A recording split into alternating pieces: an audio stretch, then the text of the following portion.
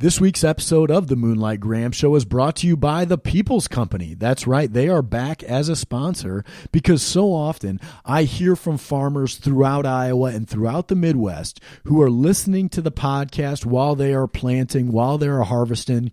They're in their tractors, they're in their combines, which makes the People's Company a perfect partner for the Moonlight Graham Show here. As you guys probably well know, the People's Company is based in West Des Moines, Iowa, but they've really grown to be one of the nation's leading providers in land brokerage, land management, land appraisal, and investment services.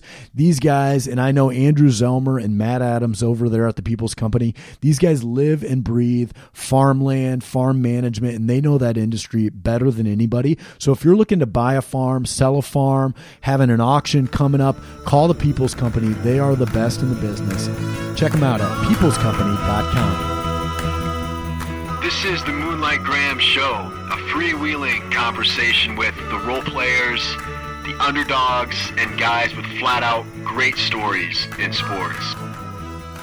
Hello and welcome back to the Moonlight Graham Show. Once again, I am your host, Tim Flattery, and today's episode is about one of the greatest black baseball players to ever play the game. You know, everyone's heard of Jackie Robinson and Larry Doby and Satchel Paige. Most people have even heard of Cool Papa Bell and Josh Gibson and Minnie Minoso. But the guy that we're talking about today is in that very same class of players. The guy should be in the Hall of Fame, but he's not. And his name is John Donaldson. Now, before all of this coronavirus shutdown, I was up in Minneapolis and I met with a baseball historian by the name of Pete Gorton. And Pete has essentially devoted his life nowadays to the discovery and documentation of John Donaldson's stats and baseball career. And he is on a quest to get this guy in the Hall of Fame. John Donaldson was a great black baseball player in the early 20th century. He was a great left-handed pitcher who also played center field in the outfield. He was one of the charter members of the Kansas City Monarchs, the very first manager of that team, and legend has it he even gave the Monarchs their name. But the majority of his career took place even before the Negro Leagues came about. And so he was not part of integration into the major leagues. And really, most of his career took place barnstorming throughout the upper Midwest, taking on teams in South Dakota and Iowa and Minnesota and Chicago and all throughout the Midwest. And that's how he made his name, and that's how he made his career. He was the guy, essentially, that taught Satchel Paige everything he knew about baseball and about how to entertain and about how to draw a crowd and to draw a big following. And that's who John Donaldson was, truly one of the great baseball players of the 20th century. And it's a shame that this guy is not in the Hall of Fame. And so I sat down with Pete Gorton to run through John Donaldson's career, to learn more about the guy and to learn more about his case for the Hall of Fame. How great of a player was he? What type of things did he pioneer in the game of baseball that are still around today? Another thing that I haven't even mentioned yet is John Donaldson was the very first African-American scout in baseball. He worked for the White Sox for a lot of years, even after his playing career was over. And so it was so fascinating to learn about this great baseball player of the 20th century that I had never heard of. I consider myself to be a baseball nerd, kind of a baseball historian in my own right, not to Pete's level, but I pay attention to the game. And so when I found out a couple of months back that there was this great baseball player that I literally had never heard of before, I was dying to learn more. And that's what Pete brought to the table for us. And that's why I'm so excited to release this podcast episode about John Donaldson, because I truly believe this guy needs to have a plaque up in the Baseball Hall of Fame. I don't think you can truly tell the story of American baseball and the story of African Americans playing the game of baseball without John Donaldson in it. And so we need to kind of join this cause for John Donaldson, because that's what the Hall of Fame about. It's preserving baseball's history. And John Donaldson is a big part of baseball's history. So I think you guys are really going to love this episode. It's about John Donaldson, but it's with baseball historian Pete Gorton. It took place in the hotel lobby of the Hilton Hotel up in Minneapolis right before this coronavirus thing shut us down. So if it sounds a little bit like we're in a bar, that's why. But I think the sound quality turned out really great.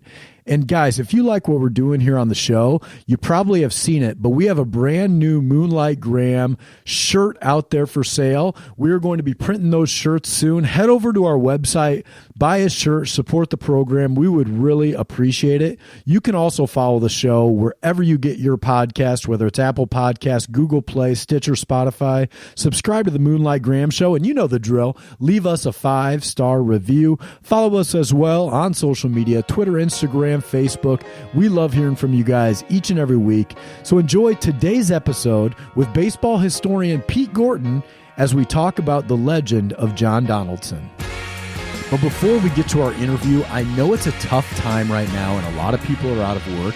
So I wanted to talk about a new sponsor we have on the show, buildiowa.org, because the construction industry, especially throughout the Midwest, is still up and running and hiring. So I was just on this website, buildiowa.org, and what really stood out to me was how much the professional men and women in this industry make. Did you know that professional estimators on average make between $62,000 and $80,000 a year? How about crane operators? What a cool job that is. They make between $60,000 and $70,000 a year on average. The other great part about buildiowa.org is how they spell out exactly how you can get started in the 27 different careers they have listed on the website.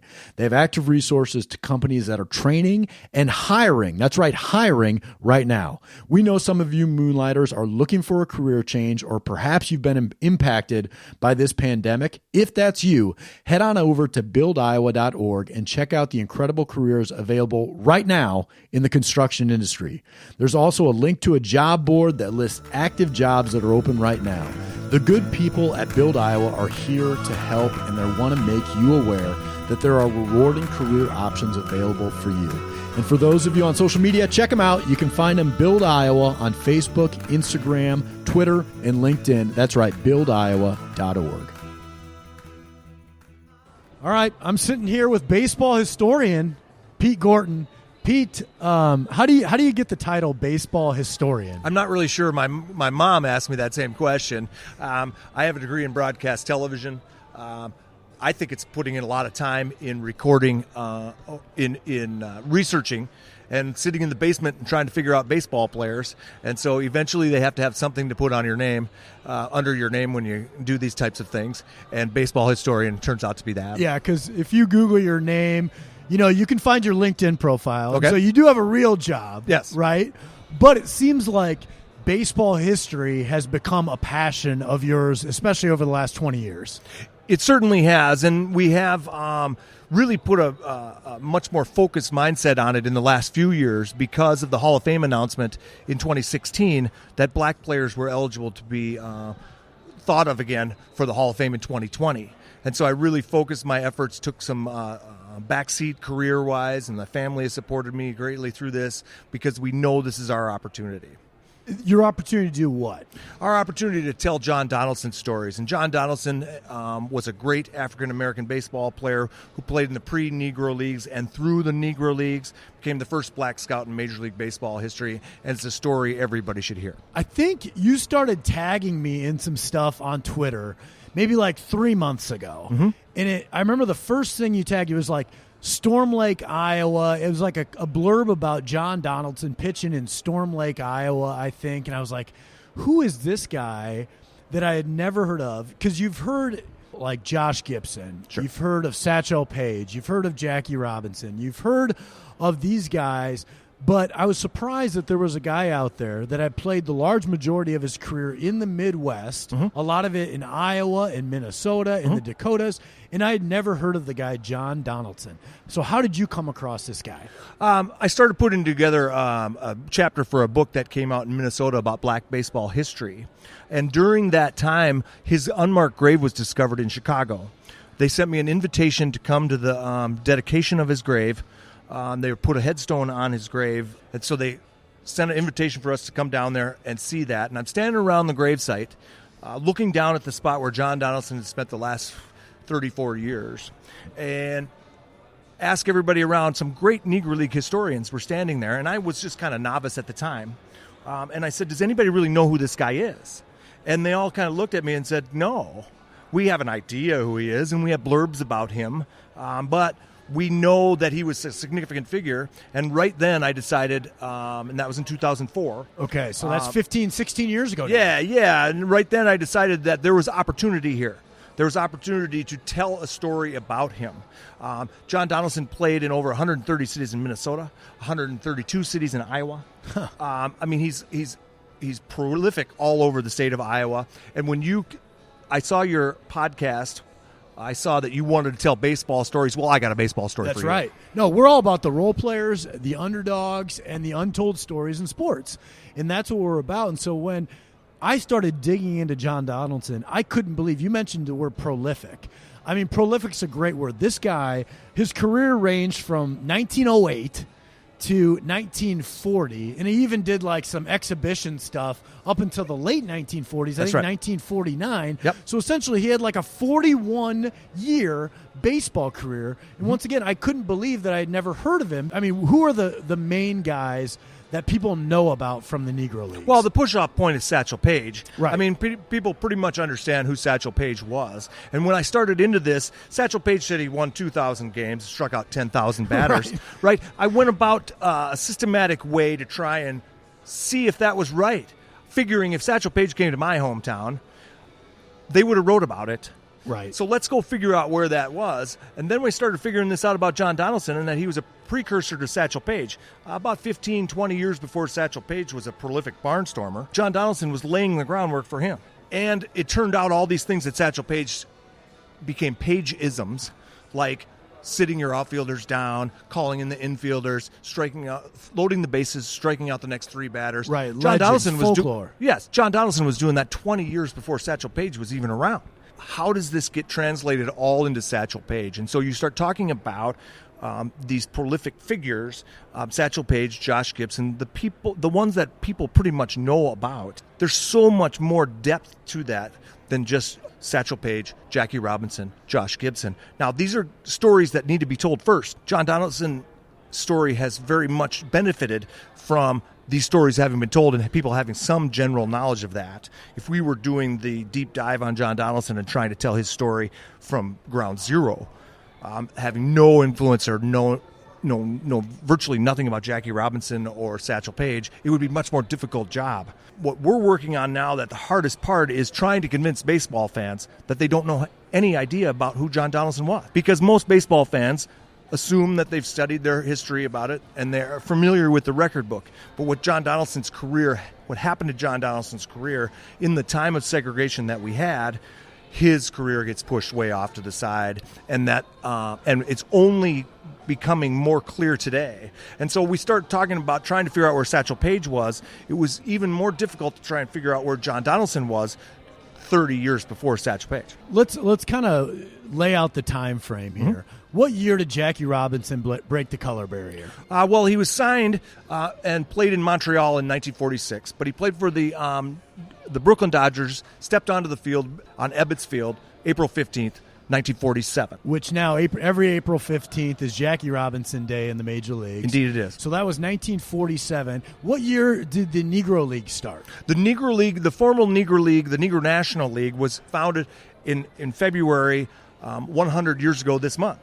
So 1920. 1920, yes, indeed. And so that happened in Kansas City. They brought together a group of 8 independent black baseball teams and started the Negro National League. And John Donaldson was a founding member of the Kansas City Monarchs, the most storied franchise. The most famous franchise, right. In Negro League baseball history. And they built that team around him. He was the original team manager until they gave it to Jose Mendez just before the start of the season. But John Donaldson was slated to be that guy. And didn't John Donaldson actually, legend has it, that he named the Kansas City Monarchs? That's right. The Monarchs? Yeah, J.L. Wilkinson, the owner of the Kansas City Monarchs, says that John Donaldson came up with the name Kansas City Monarchs. And that, John Donaldson's steeped in this history. He's everywhere around this franchise. And he has many more stories to tell about that. But at this point, we mentioned earlier, the Negro League started in 1930. 20. Or 1920, Yep. But Donaldson's career started in 1908. Yes, indeed. So he had 12 years of playing pre-Negro League. Yes. So what did that look like at that time? Well, it's pre-Negro Leagues. It's all barnstorming. You're going from town to town, and he played 150 games a year, pitched every third day. 92% of John Donaldson's games are complete games that he pitched in. So he's pitching the full boat the whole way. There's no relief for John Donaldson. And we should say that John Donaldson was the left-handed pitcher. He was. But he also, when he wasn't pitching, he was a really fast center fielder, and Yes. he would play most of his time. And he was a pretty good hitter. He Yes, wasn't very good. probably the best hitter ever, but he hit like 340, Well, I think. I agree. Yeah, I mean, the statistical analysis is what it is. But John Donaldson batted cleanup for the Kansas City Monarchs. Well, when you've been in dugouts before, if you know who the number 4 hitter is in the lineup. Exactly. People know who the best player on the field is all the time. John Donaldson had that opportunity and was that guy. Those barnstorming leagues, from like, say, 1908 to 1920, before the Monarchs take form, are those segregated leagues or are those integrated, or what did those look like at that time? It is very similar to the traveling circus, right? They went from town to town. They would advertise in those towns. They would get as many people to pay money to watch them play. They went so far as to bring lights in 1912, which was 20 years before the major leagues had their first night game. And 77 years before Wrigley. Yes. Yeah. Well, there's that. And so they would come from town to town, and they would play who was ever in the town, right? You have to understand that it wasn't a league. It was a money-making venture. And so you would go into these towns year in and year out, where there'd be 50 people there normally for a game. There'd be 3,000 people when John Donaldson came to town, because they knew he was a major leaguer. And they knew that the black players that were with John Donaldson on his team were major league quality guys. And this was your only chance in the faraway places that they were forced to go to that you could see someone who was a major leaguer. Would Donaldson's team consist of all black players then, or would they have white guys on it too? The great part about he played for a team called the All Nations, which was owned by J.L. Wilkinson. And based out of Des Moines, right? Yes, it started in Des Moines, and then they moved to Kansas City in 1915. But yeah, they played on an All Nations team, and the All Nations team was said to be composed of 9 different nationalities. Right? You have to understand that in the upper Midwest, we were immigrating all the time. There were people who hadn't been here very long, right? And so if you were a German person and you just emigrated from Germany, you would pay money to go see a guy who was a German baseball player.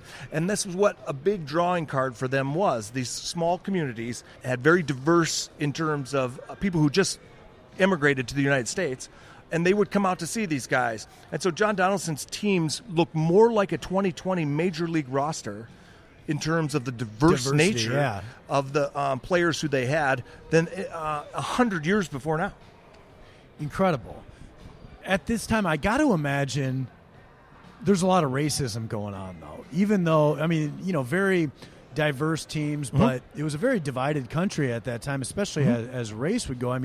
Segregation was still existing. So did these guys face persecution at every one of their stops? Well, all the that time. They made? Yeah, John Donaldson came from a place called Glasgow, Missouri, north central Missouri on the Missouri River, famous for being the first all-steel suspension bridge across the Missouri River. So it was a place where a lot of people were going from east to west.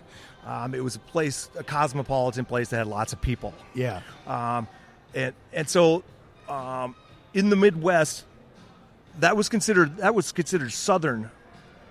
Missouri sided with the South in the Civil War. Now, you got to understand, we're not talking about only a couple of decades after the Civil War was over. Yeah, exactly. This country was, the segregation in this country was rampant, and it depended on where you went. John Donaldson had challenges at every turn. Wherever he stopped, they had to sort of take the temperature of what they could do there and what was allowed in those towns. And so he was he's a great story of perseverance. At every turn he had something that he had to worry about, and he overcame that and had this outstanding, very outstanding career. Yeah, let's talk about the stats from his career a little bit, because you talked about Satchel Paige earlier, potentially had maybe 1,000 wins or something crazy like that. So Donaldson, even though he played center field, he's mostly known as a pitcher. So lay out some of his stats for us, Pete. Well, at this point we have, and these numbers change every day. At this point we have 413 wins and we have 5,081 verified strikeouts. These are written down numbers that were in newspapers that we have tabulated. Somewhere around 2,500 games he played in 683 cities across the North America. And when you say right now, what do you mean by that? I mean, we have 413 wins right now. Right. In 2006, when John Donaldson was put up for the Baseball Hall of Fame, there was 147 wins. That was 13 years ago. Because nobody had done the research? Right. No one had been able to figure out where he was. They all knew that he was great, and they wrote about him a lot, but they didn't know where his games were. And what we did is we put the Donaldson Network together, a huge network of people, to be able to find games in their hometowns. And so I contact people and work with networking with people to try and figure out when John Donaldson was in their town. Then I'll ask people to go to their hometown libraries and send in the results. And what has happened is changed that number from 147 wins and somewhere around 2,300 strikeouts to 413 wins and 5,081 strikeouts, known strikeouts. And there's more. There's 150 games that we know he pitched in that have no strikeout total that was printed. Wow. And so his numbers are huge. But you have to understand the numbers are what they are. It just shows that he didn't belong where he was. Exactly. Right? And that's what we're trying to say. So I'm looking at John Donaldson, and I see he threw his first ever no-hitter in Humboldt, Iowa. So, Pete, Humboldt, Iowa is about 18 miles north of where I grew up, and he threw his first no-hitter there. Mm-hmm. He played 2 separate seasons for the team in Lehigh, Iowa, which is about 14 miles away from where I grew up. So, and I know you had mentioned that he played in Fort Dodge. He did. And you had some great story about him coming off the train in Fort Dodge. Yes, but Humboldt, Iowa, he had a 31 strikeout game in Humboldt, Iowa. 31 strikeouts. Yeah, he struck out 31 guys in 18 innings. Humboldt, Iowa, and so then that was his first known no-hitter. It's his first known one. He pitched for 4 years before he had a known no-hitter. I find it hard to believe that there's not another no-hitter laying around. Can hit. Apparently not. Yeah. Apparently not. But he played in a place called Staples, Minnesota, which is my hometown, central Minnesota. He played for a team called Bertha, Minnesota that year, and he played in my hometown. I played my last high school baseball game in Bertha, the same town where John Donaldson was hired to come to in 1924. They gave him more money than he could make in the Negro Leagues to come to central Minnesota and star on their team. That's how popular he was. Yes, and thousands and thousands and thousands of people came to watch him every single weekend in Bertha, Minnesota, a town that had about 300, 400 people in it, and it would swell to 5,000 when John Donaldson games were going on. So you mentioned money there, and one of the interesting things that I've been reading about is that he was paid pretty well. And you would think that, African-American ball players at that time would kind of be taken advantage of. Mm-hmm. And maybe they were, but it seems like John Donaldson was making pretty good money for that time. Yes, no doubt about it. He was known as the highest salaried colored baseball player in the world for a good stretch of almost 20 years. Because I saw a stat that he was making like $750 a month was one figure that I saw thrown out there. I'm sure, for certain championship games and people bring him in, he might have got paid that a night in certain times. But what's interesting is $750 a month isn't far off from what some low-level minor league guys are getting paid right now. Oh, most definitely. Most definitely. His ability to make money and earn money is well documented. He was a drawing card that could bring people from hundreds of miles away in a time when it was very, very difficult to travel 100 miles. Right. And he would bring people in, and everybody would pay a quarter to come watch him play. And and what happened in Bertha was they realized that the town would benefit from this. The economic growth. People would need gas. They would need tires. They would need food to eat, and they need to stay at a hotel. They'd need to have all the things that surround tourism in their town would benefit, and they did. And the town flourished because John Donaldson was there, and he was worth the $350 to $450 a month they paid him. Amazing. So I'm not going to let you not tell this Fort Dodge story. Okay. So you got to tell this Fort Dodge story. Just because it hits home. We got a lot of listeners from Fort Dodge, Iowa. I'm from there, so we got to hear it. Well, what happens is the Lehigh, Iowa team hires John Donaldson, and they make a special train to come from Lehigh to Fort Dodge to play. Not a far trip, by the way. It's not a far trip. Not a far trip. But they leased a special train, so they brought hundreds of fans from Lehigh to Fort Dodge, 1912. Okay. They're all warming up on the field, and at the time, the umpire took a megaphone and yelled out the starting lineups into the megaphone for the crowd that had assembled. The Lehigh guys had John Donaldson literally up their sleeve, right? They weren't going to let anybody know that John Donaldson was there to pitch for Lehigh against Fort Dodge until the very last moment. And so the umpire announces John Donaldson's name, and because ballparks at that time often were very close to the railway lines because of many different factors, but almost always in towns, baseball fields were close to the railroad. John Donaldson triumphantly steps off the train and goes out and strikes out an unprecedented amount of Fort Dodge batters and wins the... At the time, the games were played on a 60-40 split of the gate. So if you won the game, you made 60% of all the people who came there, and the losing team would make 40%. And John Donaldson's teams were always on the 60% side. Amazing. So I read this quote that you had one time, and it says, "But I don't want anyone to look at the career of John Donaldson and think, oh, here's another poor black ball player exploited by the man or the times he lived. This is a story of a man who was covered by the media and adored by fans and had an outstanding career on the baseball diamond."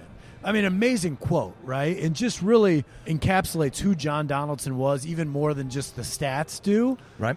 But if that was the case, and if media covered him so much and he was so popular, then how was he looked over when it came to, him being in the Hall of Fame?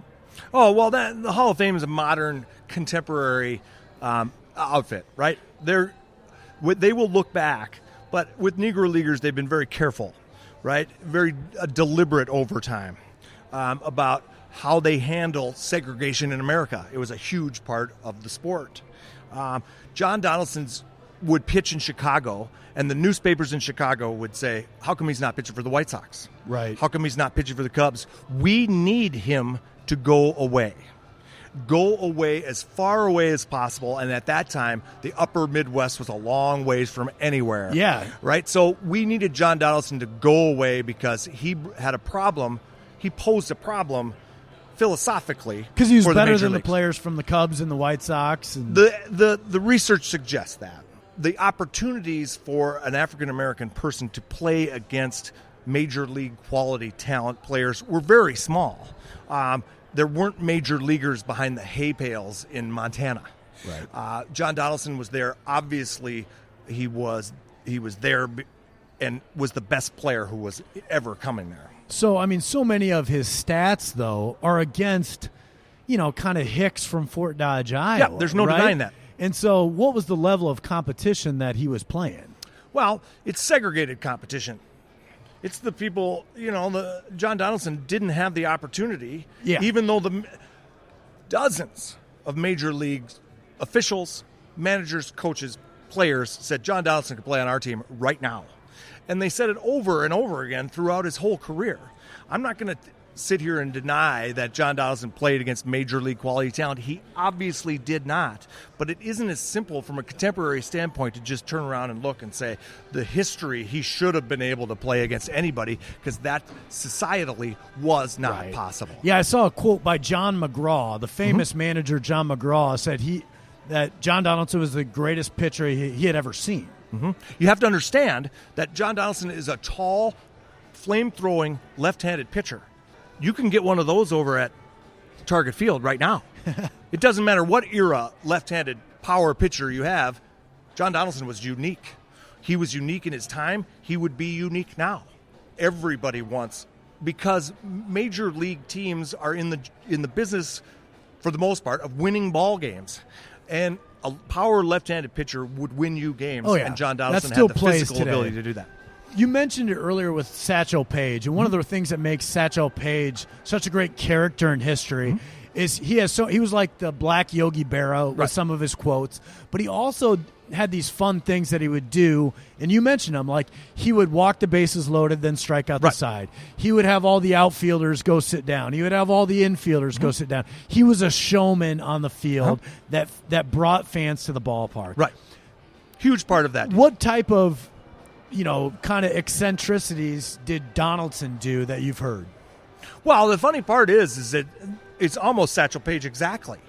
And so I don't think that things that are considered to be, unique to Satchel Paige, I have a hard time believing that.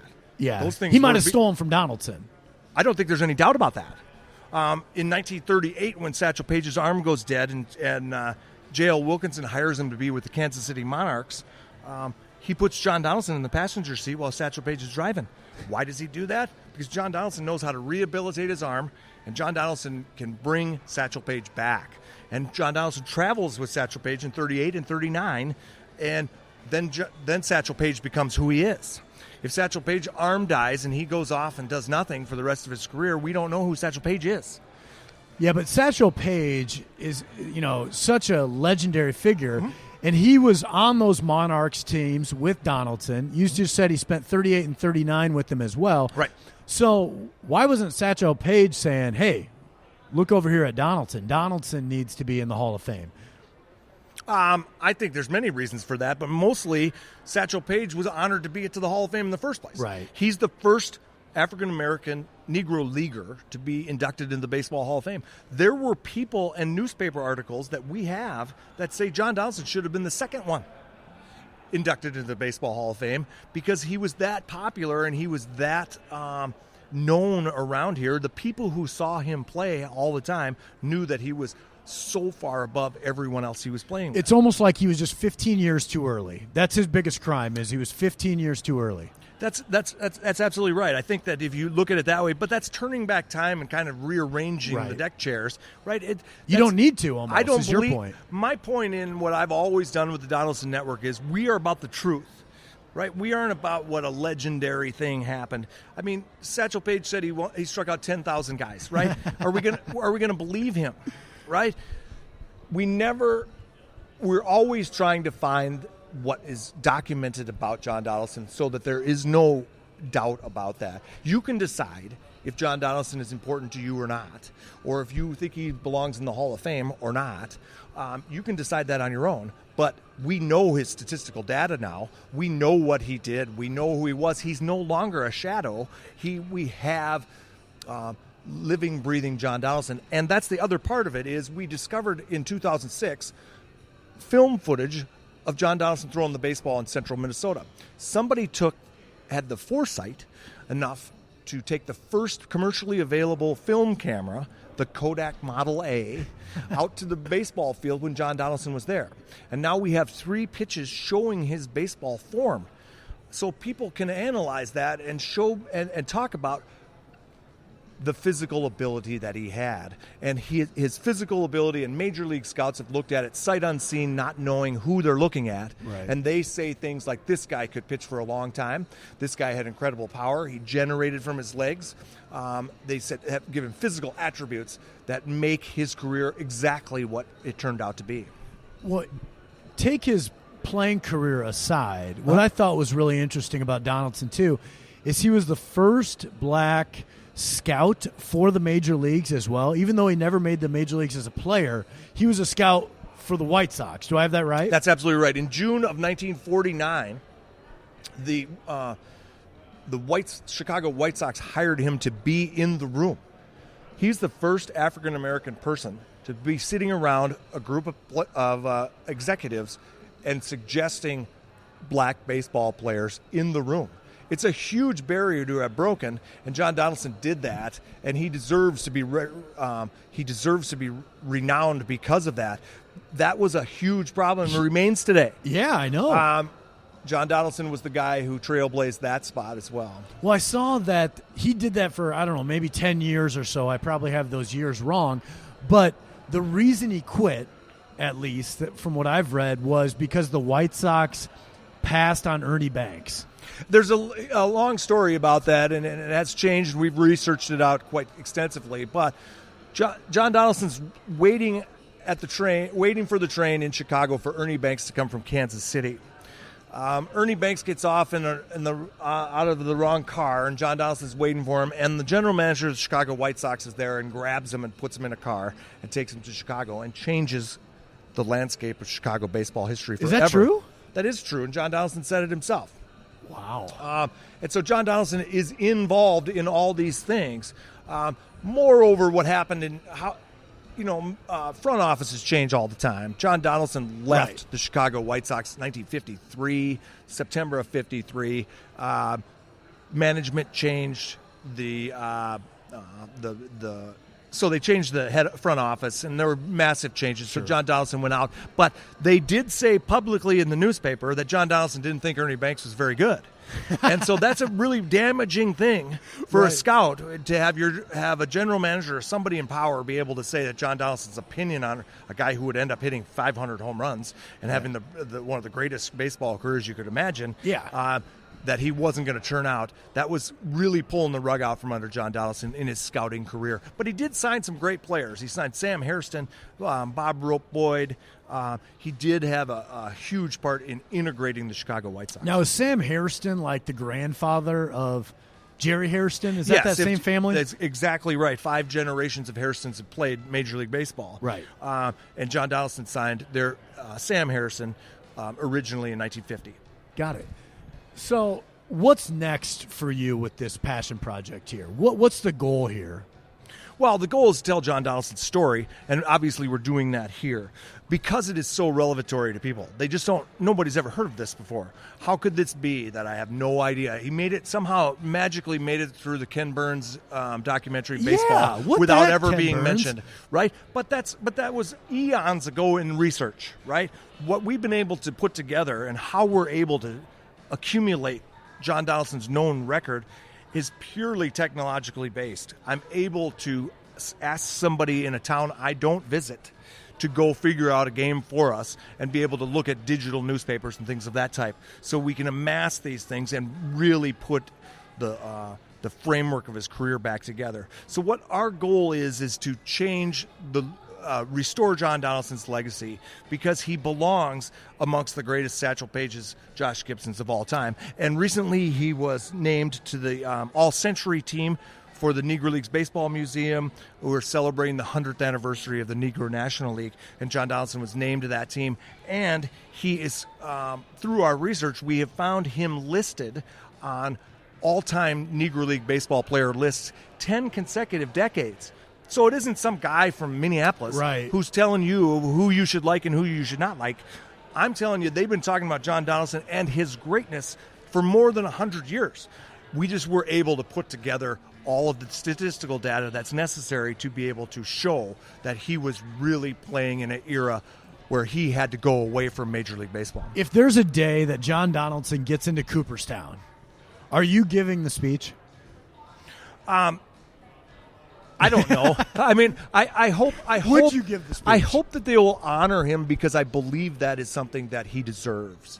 The work that we've been able to do and really be able to pull him out of the weeds and really shine a light on him the way that he should be, that would be the crowning achievement for that. But the important part about the Hall of Fame, the possibility about the Hall of Fame, is that we are able to tell his story again. Because the more we tell his story and the more that we get his name out there, the more that people see that this guy never got a chance, and he should have had one, and he would have had one, and he would be a household name right now if segregation hadn't happened. Right. So is there a chance he gets into Cooperstown? Like, the great part about what that, old ballots are there that he could get on? You know, I know they have like the Golden Era ballot and the Veterans Committee. Right. This December, they will reconvene a new committee called the Early Games Committee. Oh, nice. The Early Game Committee is pre-1947, pre-integration. John Donaldson and Negro League baseball players, in 2006, there was a special election for Negro League baseball players. John Donaldson made the final 39 ballot because everybody on that committee knew how significant he was. He unfortunately didn't gain Cooperstown in 2006, but the president of the Hall of Fame at the time said, if new and significant information becomes available, we'll relook at these guys. And so they've decided that every 10 years, starting in 2020, this year, they will take a look at they will convene the Early Games Committee, and Negro Leaguers will have that opportunity. I'm hopeful that John Donaldson will be on a list of players potentially selected for that. it'll just depend on if people know who he is. Right. It can't be the first time that a Negro Leagues or the early games committee had ever heard of John Donaldson when the ballots, if that comes about. But I can tell you, 17 players were inducted in 2006. The final ballot had 39 names on it. There's 22 other people, including John Donaldson, who will be looked at because they were on a previous Hall of Fame ballot. So how can we help? We can tell people the significance of this story, how it was possible that everybody forgot who he was. His story is so great that we can pretty much make it any way you want to. He did so many things. The great part about John Donaldson's story is if you want to tell me about Fort Dodge, I can tell you a Fort Dodge story. If you want to talk about Chicago American Giants, I can tell you when he played for the Chicago American Giants. If you want to talk about Brooklyn, New York, I can tell you about that. If you want to talk about when he played for the Los Angeles White Sox, I can tell you about when he played for the Los Angeles. He plays all over. 683 cities is an incredible number of places to have played. It is very important that those places know now of the significance of that player when he was in their town. I talked to some people who have since passed away who said things like, well, we didn't really care when Jackie Robinson broke the color barrier. We had John Donaldson 25 years before that. We'd been doing that here for a long time. And these people lived in Minnesota. And I talked to one guy, and he said when they sit around on the back porch after dinner and we typically talk about baseball, they didn't talk about Ted Williams, and they didn't talk about Jackie Robinson. They sat around and talked about John Donaldson stories. And that's a significant thing. People in the upper Midwest had an affinity for John Donaldson and knew firsthand the greatness and the great player he was. Yeah, you make the point. At that time, there wasn't the Minnesota Twins at that time. Nope. There was not the Milwaukee Brewers at that time. Right. I suppose a lot of upper Midwestern people can consider John Donaldson to be almost local. Yes. Because he's played in every one of the towns that you mentioned, That's 683, 684 towns. And so that was like their local star.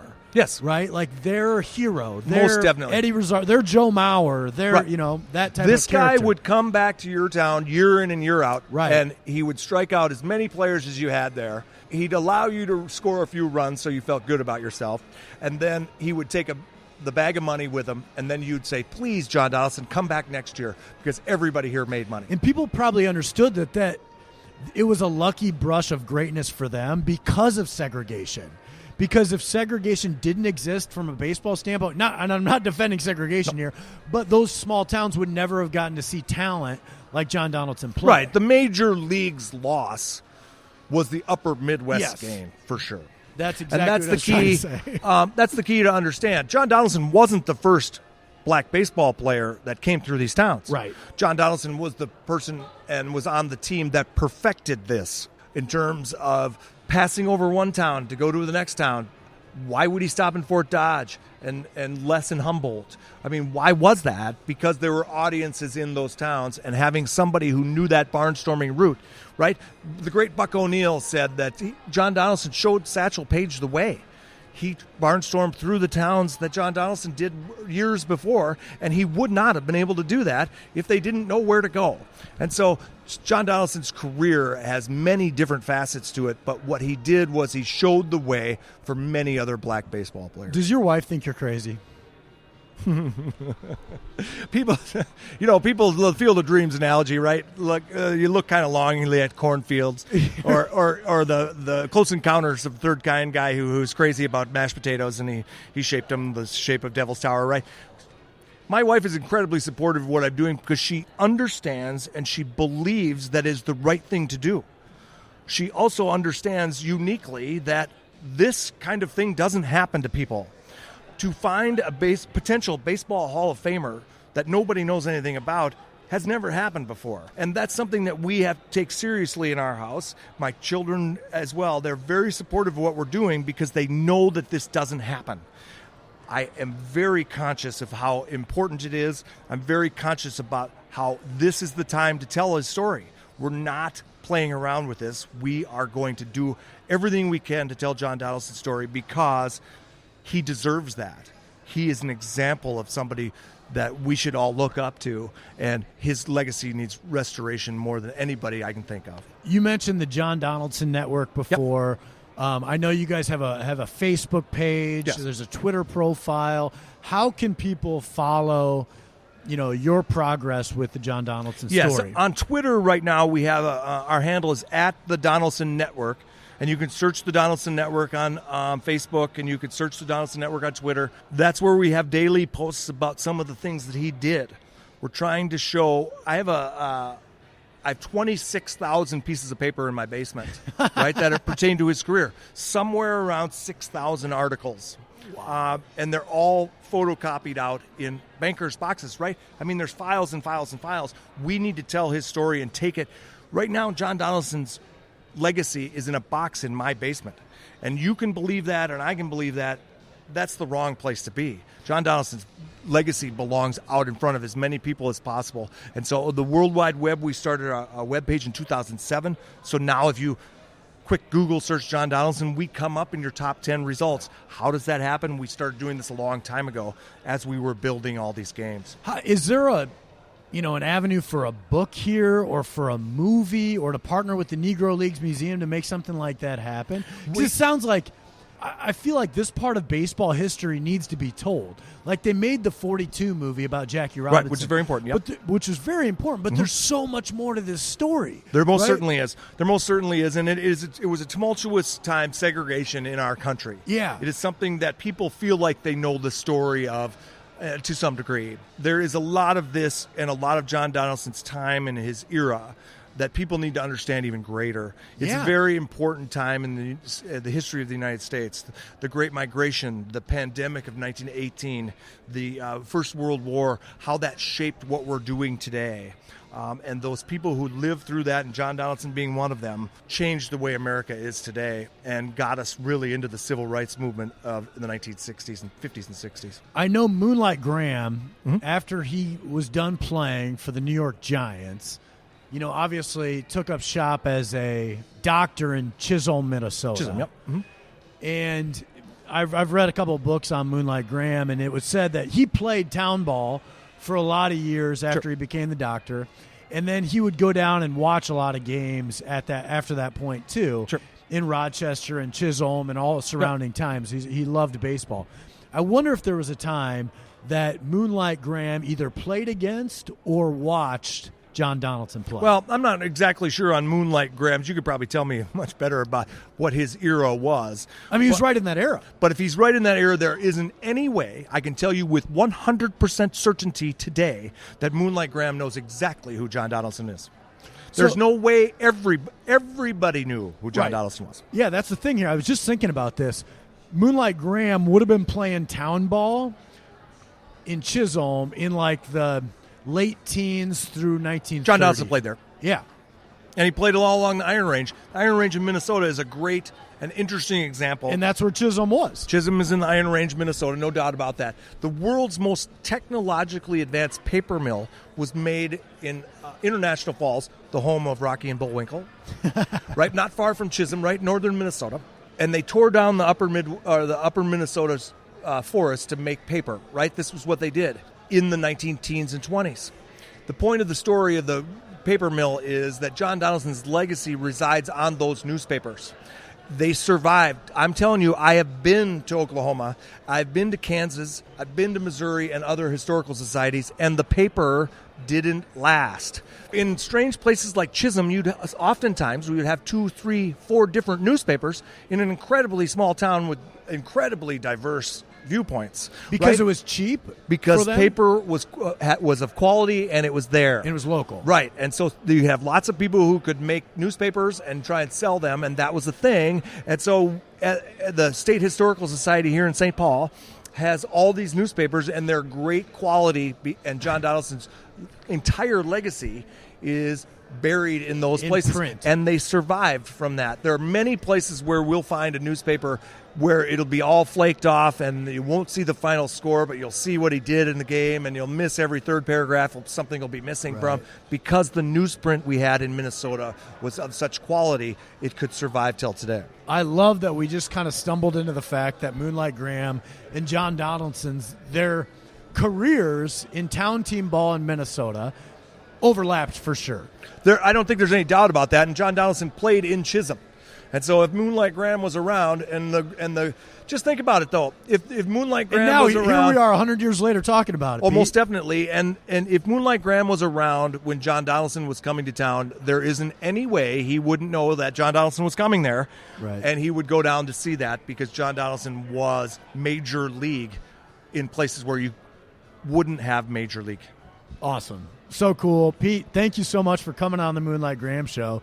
It's been an absolute pleasure researching John Donaldson in preparation for this and hearing your passion for him.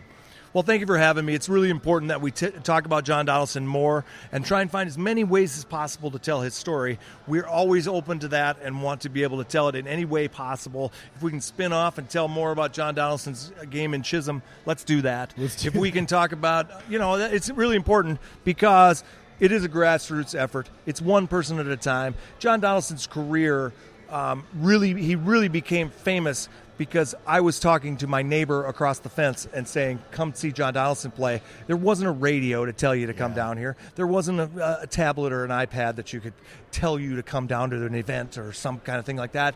You were told by someone else, you have to see this. That's what brought you there. And so it's really important that we tell the story one person at a time. And it's really kind of different and really nice way to do that in terms of we've kind of lost that art form. And it's important that one person at a time we tell people that we can change John Donaldson's legacy. We can change the way history has viewed Negro League baseball players. We can do all these things today because we have the information available to us. We have the ability to say what history hasn't been able to say. Last question. Have you ever been to the Field of Dreams? I have. I was just there a couple months ago. Oh, nice. Yep. I was there to see it before Major League Baseball takes over for the outdoor game this year, but very excited for that as well. Yeah, excited for that, but you're right. There's going to be, it's going to look totally different this coming August, for better or for worse. It's just going to look different. And they'll fix it. It'll be fine. It's a wonderful and glorious place. It's we love the John Donaldson connection to the state of Iowa. He's all over the place. Almost every turn, and I drive down 35 into Des Moines, and just went to the Negro League Museum last week, and every sign is the place John Donaldson played, and I can tell you a story about almost every one of them. It's important history, local history, and it's something that we should always talk about. Are you going to the MLB game at the field? I'd love to get tickets, so if you know anybody, just let me know. Yeah, well, same with you. If you find cheap ones, let me know. Yeah, we'll get that figured out. All right, thanks, Pete. I appreciate it. Hey guys, thanks once again to listening to today's episode of the Moonlight Graham Show. And even though I do most of the interviews here on the podcast, there is a ton of work that happens behind the scenes that you guys don't see that make each episode possible. So I got to give a shout out to the Moonlight Graham Show team. First of all, Brian Sandvig, our producer. Brian does all of the post-production work, and in real life, he's not just a podcast producer, he's also a real estate agent. So if you're looking to buy or sell a home down in the Kansas or Missouri areas, give Brian Sandvig a call. Next guy on that list is Brendan Gargano. Brendan does all of our design and artwork here on the podcast. He's one of the most talented artists I've ever met, and I love all of his work. If you need any help on the design side with logos or anything like that, give Brendan Gargano a call. The next guy on that list is Andy Flattery, my older brother. Andy, of course, has done some of the interviews here on the podcast. He also is a certified financial planner. He owns a business called Simple Wealth Planning. If you need any help in that area, check Andy Flattery out. And then, of course, the trusty co-host Tom Griffin and my younger brother Neil Flattery. Those guys are just busy being husbands, being fathers, they're family men, but also they do a ton of work here on the show. So thanks again for listening. We really appreciate you guys subscribing and supporting the Moonlight Graham Show.